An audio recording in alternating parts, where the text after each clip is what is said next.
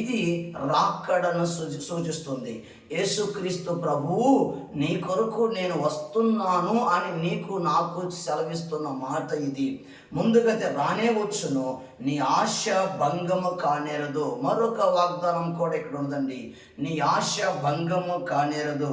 కనుక మొదటి వాక్యములో మనం చూసినట్లయితే, ఎవరైతే యేసుక్రీస్తు ప్రభునందు విశ్వాసం ఉంచుతారో ఆ దేవుడు విశ్వాసం ఉంచిన బిడ్డలను విడిచిపెట్టక మానవుని యొక్క గతిని, మానవుని యొక్క స్థితిని మార్చగల సమర్థుడు యేసు ప్రభు.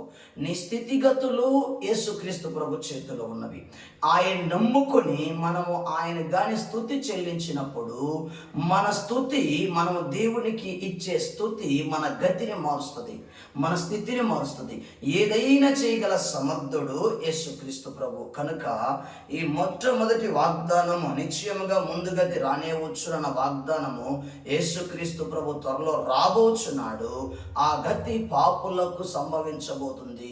యేసుక్రీస్తు ప్రభు నమ్ముకున్న బిడ్డలకు గతి కాదు కానీ స్థితి మారి ఆయన బిడ్డలుగా స్వీకరిస్తాడు దేవాది దేవుడు. కనుక దేవుడు ఆయన నేను రాబోతున్నాను, నువ్వు సిద్ధపడమని ఒక రుజువుగా, ఒక సూచనగా దేవాది దేవుడు నీకు నాకు తెలియజేస్తున్నాడు. రెండవదిగా నీ ఆశ భంగము కానేరదు అని సెలవిస్తున్న దేవుని యొక్క వాక్యము. అయితే ఇక్కడ ఏ ఆశ అయితే పెట్టుకున్నామో, ఈ లోకంలో సాధారణమైన ఆశలు ఉంటాయి, ఈ లోకంలో భౌతికమైన ఆశలు ఇవి తాత్కాలికంగా ఉంటాయి. కానీ యేసుక్రీస్తు ప్రభు నమ్మే ప్రతి బిడ్డ, ఆ యథార్థంగా ఈ ప్రతి మనిషిని ప్రేమించే బిడ్డ, ప్రతి మందికి సహాయం చేయాలి అన్న మంచి దైవ ఆలోచన కలిగిన బిడ్డలు ఒక ఆశను కలిగి ఉంటారు. బిడ్డలు అభివృద్ధి అవ్వాలని ఆశ కానీ, ఒక బిజినెస్లో అభివృద్ధి అవ్వాలని ఆశ కానీ, లేదా అనుకున్నవి జరగాలని ఆశ కానీ ఉంటుంది. కానీ ఇక్కడ ఒక మనిషికి, ఒక విశ్వాసి, దేవుడు నమ్ముచున్న యథార్థంగా యేసుక్రీస్తు ప్రభు నమ్మే ప్రతి విశ్వాసి, ప్రతి మానవుడికి మరొక ఆశ ఉంటుందండి.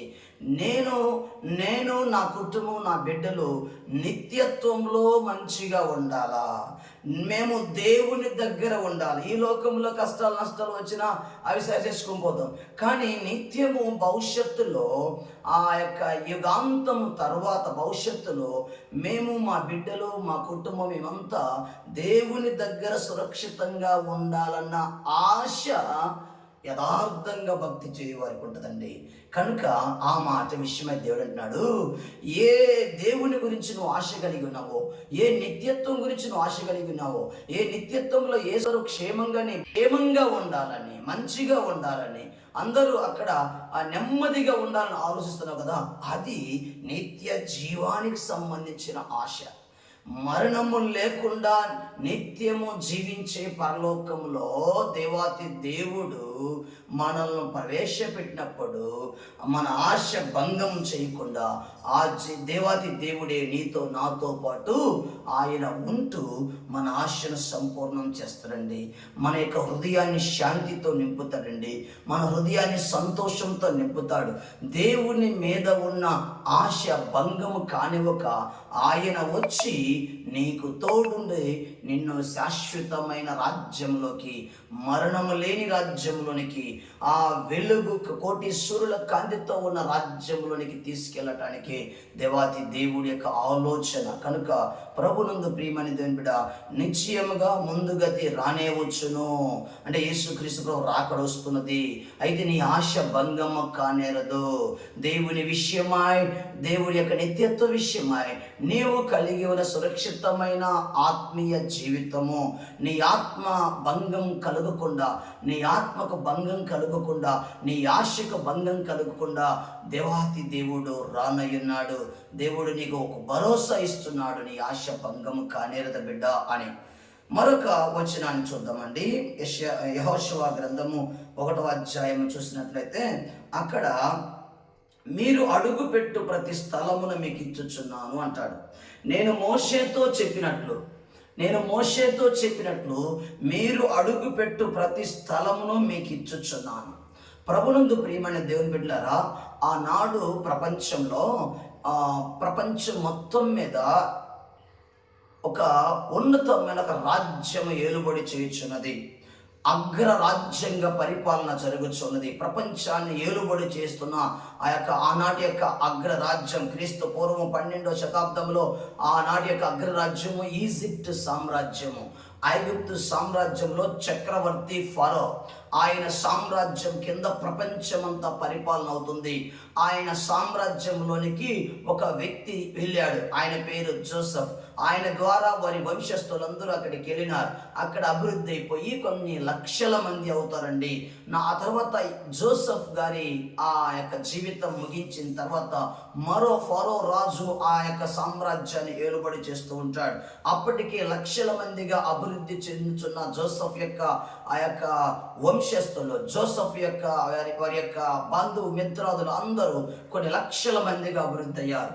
ఆ తర్వాత 430 సంవత్సరాలు ఆ ఫరో సామ్రాజ్యాల్లో వాళ్ళు చితికిపోయినారు. 430 సంవత్సరాలు బానిసత్వంలో మగ్గిపోయినారు.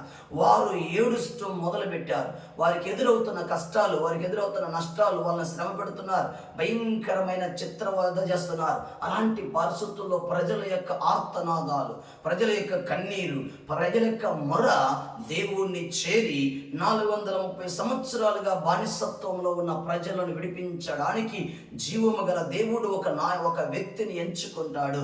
ఒక వ్యక్తిని ఎంపిక చేసుకొని ఆయనతో మాట్లాడి ఆయన పంపించి ప్రపంచాన్ని పరిపాలన చేస్తుంది ఐగుప్తు సామ్రాజ్యము.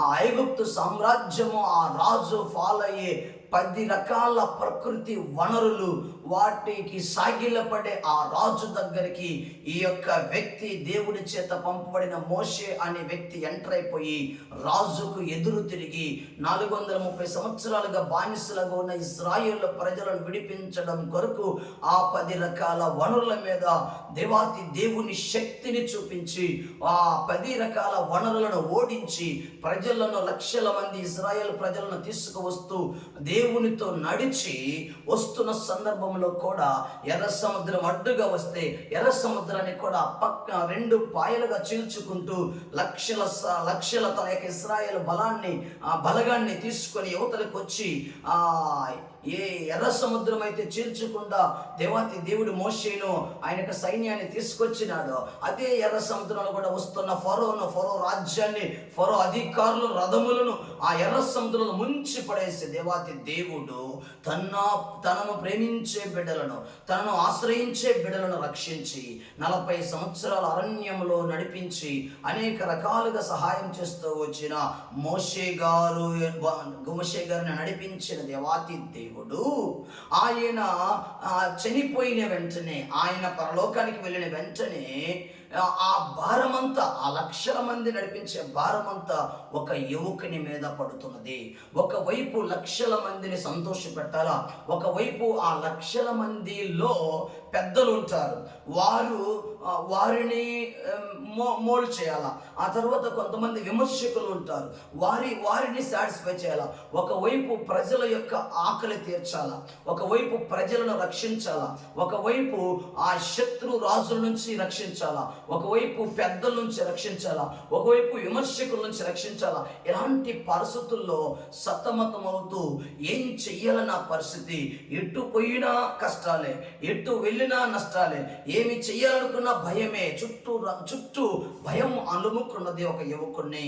అప్పుడు దేవాతి దేవుడు ఏ ఎర్ర సముద్రాన్ని చీల్చాడు దేవుడు, ఆ ఎర్ర సముద్రం చీల్చిన యెహోవా దేవుడు ఈ యువకునితో మాట్లాడుతూ అంటాడు, నేను మోషేతో తోడై ఉన్నట్లు నీకు కూడా తోడై ఉంటాడు బిడ్డ, కనుక మీరు అడుగుపెట్టు ప్రతి స్థలమును మీకు ఇచ్చుచున్నాను. నేను మోషేకు చెప్పినట్లు మీరు అడుగుపెట్టు ప్రతి స్థలాన్ని మీకు ఇచ్చుచున్నానని దేవాతి దేవుడు వాగ్దానం ఇచ్చాడండి. చుట్టూ భయంకరమైన మనుషులు ఆ ముందుకెళ్ళడానికి వెనకాల వచ్చేసరికి ఆ రాజ్యాన్ని జయించారు, కానీ ముందు వచ్చేసరికి భయంకరమైన శత్రువులు, చుట్టుపక్కల దేశాధినేతలు, ఒకరు కాదు, ఇద్దరు కాదు, ముగ్గురు కాదు.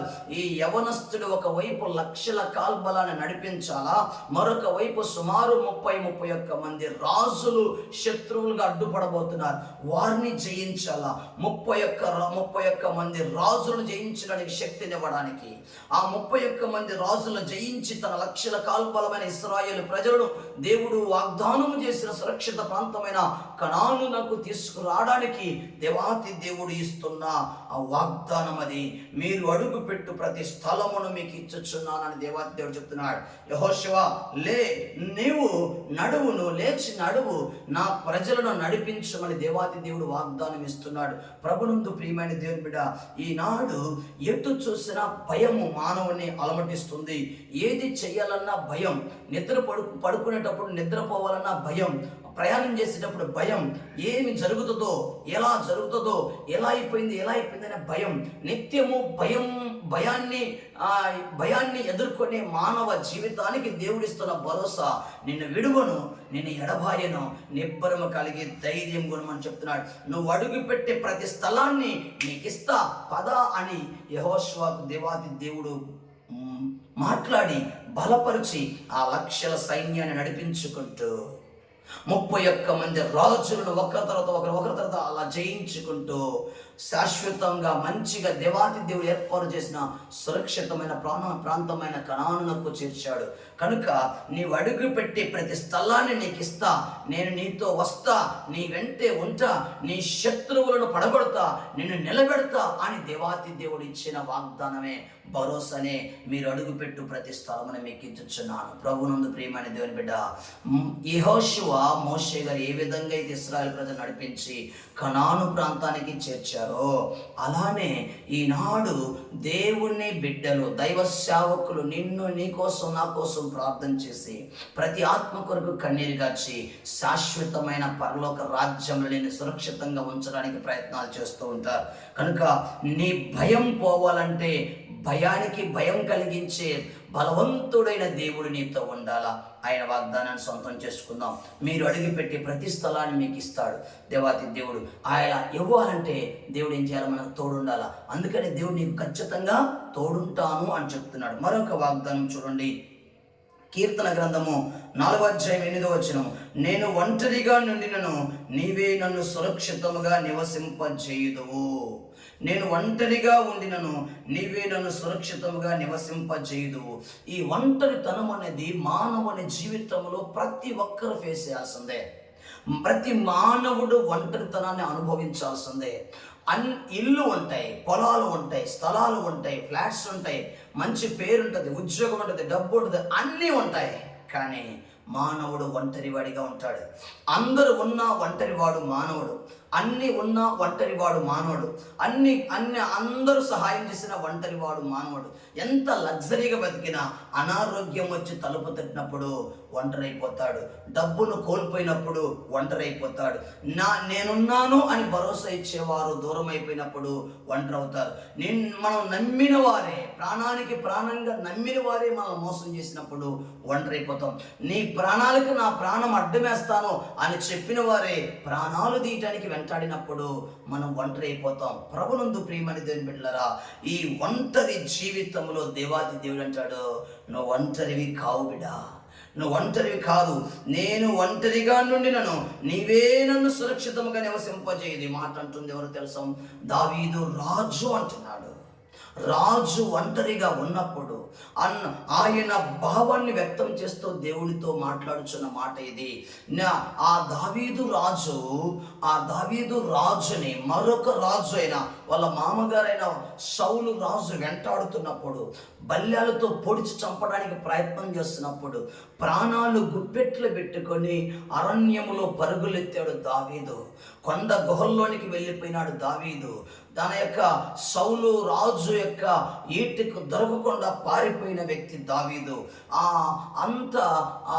దావీదు అన్ని కష్టాలు పడ్డ దావీదు దేవుణ్ణి మాత్రం విడిచిపెట్టలేదండి.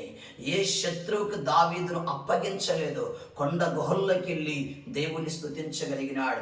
ఎవరికి దొరకకుండా, శత్రువుకు దొరకకుండా దేవాది దేవుడు సురక్షితంగా ఉంచగలిగినాడు. ఆ తర్వాత దావీదు దేవుని హృదయానుసారంగా మార్చబడ్డాడు. ఏ రాజు అయితే దావీదును వెంటాడాడో, ఏ రాజు అయితే దావీదును వెంటాడి చంపడానికి ప్రయత్నం చేశాడో, అదే సౌలు రాజు చచ్చిపోతాడు. పారిపోయిన దావీదు రాజ్యంలోనికి ఎక్కి అధికారిగా నిలబడతాడు. దేవునితో సంబంధం ఉంటుంది, చుట్టుపక్కల రాజ్యాలతో సంబంధం ఉంటుంది. మహోన్నతమైన రాజుగా పరిపాలన చేస్తాడు. దేవుని హృదయానుసారుడిగా పరిపాలన చేస్తున్నాడు. ప్రభునందు ప్రియమైన దేవుని బిడ్డ, ఈ క్షణాన ఈ వాక్యం నీతో మాట్లాడుచున్నది. నీవు ఒంటరివి కావు, నీ ఒంటరివి కావు అని దేవాది దేవుడు చెప్తున్నాడు. సంసోను పొలాల్లో వాళ్ళ తల్లిదండ్రులతో వెళ్తున్నప్పుడు ద్రాక్ష తోటలోకి వెళ్ళినప్పుడు ఆయన ఒంటరివాడే. కానీ ఒంటరివాడి మీదకి సింహము మరణ రూపంలో బొబ్బరించి కొదమ సింహం దూకినప్పుడు దేవుడు ఆయనకు తోడుగా ఉండి సింహాన్ని రెండుగా చీల్చి పడేశాడు. మేక పిల్లను చీల్చినట్లుగా సింహాన్ని చీల్చి పడేశాడు. యోసేపు ఆ ఐగుప్తు రాజ్యంలో అమ్మబడినప్పుడు ఒంటరివాడే, కానీ దేవాతి దేవుడు ఆయనకు తోడుగా ఉండి అంచెలంచెలుగా ఎదిగేలాగా చేసినాడు. దానియేలు సింహాల బోన్లోకి వెళ్ళినప్పుడు ఒంటరివాడే, చుట్టూ సింహాలు, ఒక్కడే దానియేలు. కానీ ఆ దానియేలుకు దేవుడు తోడయుండి సింహములను కుక్క పిల్లలాగా కూర్చోబెట్టి రాత్రంతా దేవుడితో గడిపి దేవుడితో ఉండి ఆయన సజీవంగా బయటికి తీసుకొచ్చినాడు. ప్రభునందు ప్రియమైన దేవుని బిడ్డ, ఈ రోజు నువ్వు ఒంటరిగా అనుకుంటున్నావేమో. భార్య ఉండి దూరంగా ఉండే పరిస్థితులు మానవులకు ఉంటాయి, బిడ్డలు ఉండి దూరంగా ఉండే పరిస్థితులు మనుషులకు ఉంటాయి, బంధువులు ఉండి దూరంగా ఉండే పరిస్థితులు, అన్నీ ఉన్న ఒంటరితనము, అందరూ ఉన్న ఒంటరితనము. అలాంటి ఒంటరితనంలో ఉన్న మనిషికి దేవుడు చెప్తున్నాడు, నువ్వు ఒంటరివి కాదు బిడ్డ, నేను నీతో ఉన్నాను, నీలో ఉన్నానని దేవాది దేవుడు చెప్పుచున్నాడు. యెహోవా యందు భయభక్తులు కలిగి ఉన్న వారి ఎడల ఆయన దూత కావలి ఉండి వారిని రక్షించును. కాబట్టి యేసుక్రీస్తు ప్రభు నమ్మిన బిడ్డ ఒంటరి కాదు. ఎవరైతే దేవుణ్ణి నమ్మరో, ఎవరైతే దేవునికి దూరంగా వెళ్తారో వారు మాత్రం ఖచ్చితంగా ఒంటరి వారిగా ఉంటారండి. కనుక ప్రభునందు ప్రియమైన దేవుని బిడ్డ, ఏ దైవ సేవకుడైతే నీ కొరకు కన్నీరు కారుస్తారో ఆ భగవంతుడు ప్రత్యక్షం చేసుకొని నిన్ను చూపించి ఏ దైవ సేవకుని ద్వారా నీకు ప్రార్థన చేపిస్తాడో, ఏ దైవ సేవకుని యొక్క ప్రార్థన ద్వారా నీకు ఆరోగ్యం వస్తుందో, ఏ దైవ సేవకుని యొక్క ప్రార్థన ద్వారా నీవు సురక్షితంగా ఉంటావో ఆ దైవ సేవకుడిని దేవుడు నీకోసం పంపినట్లుగా మనం గుర్తించాలా. నీకు దేవునికి మధ్యవర్తి దైవ సేవకుడు. కనుక దైవ సేవకుడు ఏం చేస్తాడంటే నీ కొరకు కన్నీరు గార్చి, నీ కొరకు ప్రార్థన చేసి నిన్ను ఆ దైవంతో అనుసంధానం చేస్తాడు. నీవు దేవునికి దూరంగా వెళ్ళకూడదు, నీ కొరకు కన్నీరు కార్చే దైవ సేవకులకు దూరంగా వెళ్ళకూడదు. దేవునికి దూరంగా వెళ్ళినా, దేవుడు నీ కొరకు పంపిన దైవ సేవకులకు దూరంగా వెళ్ళినా నువ్వు ఒంటరి వాడవుతావు. కనుక నీవు ఒంటరివి కాకూడదని దీని యొక్క ఉద్దేశం. ఎవరైతే యెహోవా యందు భయభక్తులు కలిగి ఉంటారో ఆయన దూత వారికి కావలి ఉండి వారిని రక్షించును. ప్రభునందు ప్రియమైన దేవుని బిడ్డలారా, ఏ వ్యక్తి అయితే దేవుణ్ణి నమ్ముకొని ఆ దేవుడు పంపిన దైవ సేవకుడు చెప్పిన మాటలు యందు విశ్వాసం ఉంచుతూ ఆ దైవ సేవకుడిని, ఆ దేవుణ్ణి వెంబడించినప్పుడు దైవ సేవకుడు ఏం చేస్తాడంటే, నిజమైన దైవ సేవకుడు ఏం చేస్తాడంటే ఆ దేవుని దగ్గరకు మిమ్మల్ని నడిపించి దేవునితో కనెక్ట్ చేస్తాడు, దేవునితో అనుసంధానం చేస్తాడు. దేవునికి మీకు మధ్యవర్తిగా ఉంటూ మీ పరిస్థితులు దేవునికి తెలియజేస్తూ మీరు ఆయన్ను పట్టుకునేలాగా, దేవుడు మిమ్మల్ని పట్టుకునేలాగా దైవ సేవకుడు చేస్తారు. అప్పుడు ఏమవుతుంది, మన జీవితం యొక్క పరమార్థం అనేది మనకు అర్థమవుతుంది. మనము సంపూర్ణత కలిగి ఉంటాం. మన హృదయం అంతా నెమ్మదితో నింపబడుతుంది. మన హృదయం శాంతి సంతోషంతో ఉంటుంది. కనుక ప్రియమైన దేవుని బిడ్డ, యేసుక్రీస్తు ప్రభువుని విడిచిపెట్టిన వాడు ఒంటరివాడు, యేసుక్రీస్తు ప్రభువుని కలిగి ఉన్నవాడు ఒంటరివాడు కానే కాదు.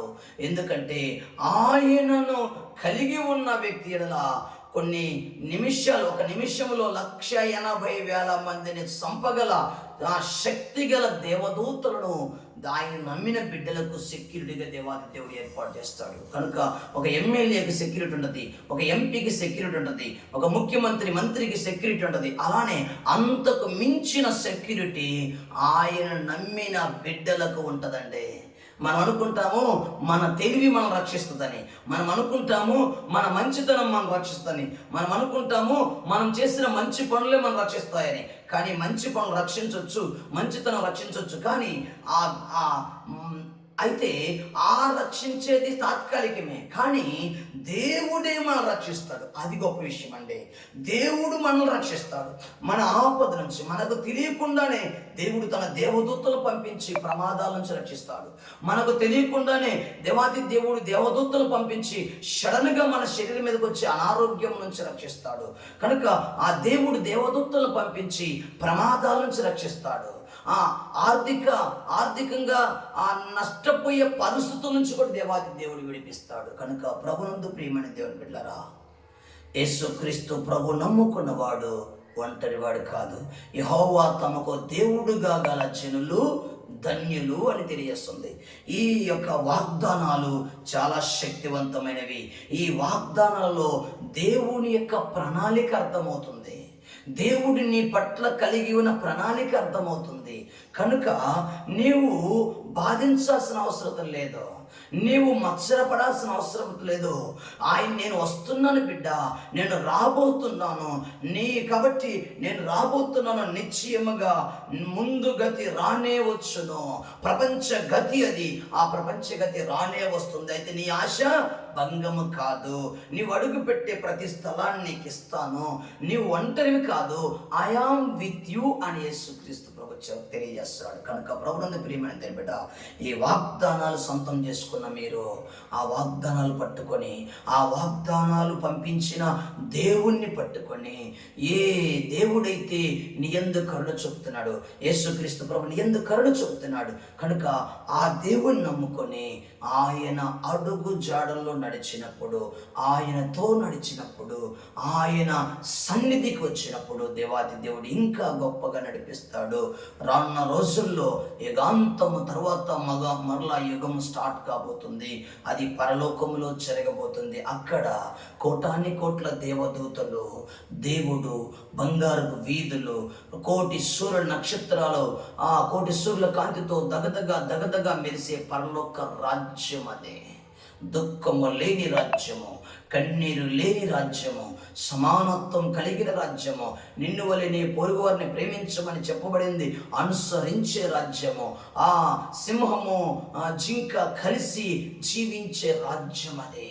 అది సమాధానం గల రాజ్యము, అది శాంతికి నిలయమైన రాజ్యము, అనారోగ్యం లేని రాజ్యము, దుఃఖము లేని రాజ్యము, పగలు ప్రతీకారాలు లేని స్వేచ్ఛాయుతమైన శాంతియుతమైన రాజ్యం అదే దేవుని రాజ్యం బిడ్డ. ఆ దేవుడు ఆయన ప్రణాళిక చొప్పున ఇలాంటి మంచి శక్తివంతమైన వాగ్దానములను మీకు అనుగ్రహించినాడు. కనుక దేవుడు మిమ్మల్ని దీవించుగాక. ఈ వాగ్దానాలు సొంతం చేసుకున్న మీరు దేవుని వాక్యమును పట్టుకొని దేవుని యొక్క పాదాల సన్నిధిలో యేసయ్యా నన్ను నిర్మించిన దేవుడు నీవని ప్రార్థన చేసుకోండి. దేవుడు మిమ్మల్ని దీవిస్తాడు. ఈ నూతన సంవత్సరంలో నూతన ఆశీర్వాదము, నూతన శక్తి, నూతన బలము మీకు మీ కుటుంబాలకు తోడై ఉండునుగాక. Amen, amen, amen. Thank you very much.